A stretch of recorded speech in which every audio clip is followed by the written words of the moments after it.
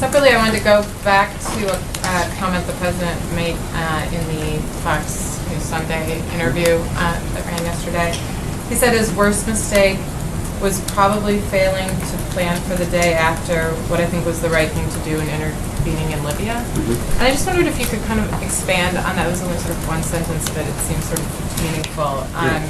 What exactly does he see as his mistake, and who does he blame for it? And is he saying that he personally should have done more planning, or the U.S. should have done more planning with allies, or what exactly is the thrust of that? The president talked about this issue a little bit more in his most recent address to the United Nations at the General Assembly there.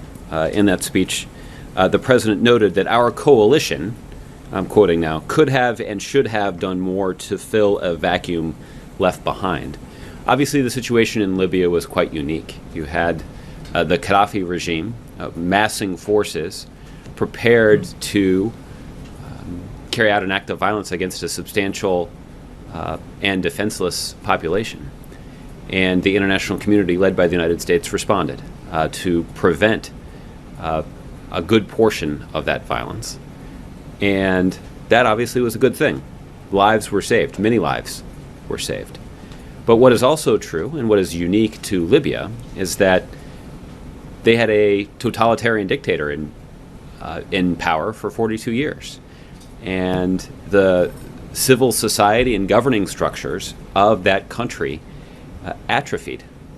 And it meant that once that dictator had been removed from power, that the regular structures that are typically in place in a country were not there to govern the country, or to at least ensure some measure of stability in that country until a government could be rebuilt, until security could be restored.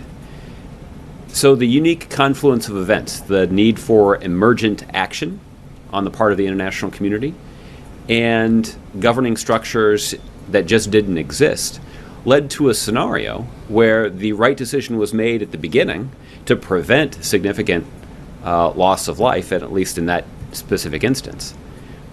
But the rest of the international community did not have time and did not succeed in following through with a plan to compensate for the vacuum that was left behind. And I think in some ways you could say that the president has tried to apply this lesson in considering the use of military in other circumstances.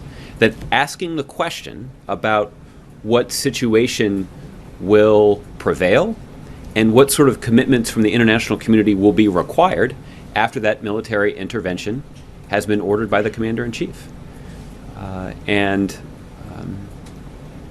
That, I think, looking back, at least in the words of the president in his conversation with Mr. Wallace, is something that he regrets that the United States and the rest of the members of our coalition didn't do as it pertains to Libya.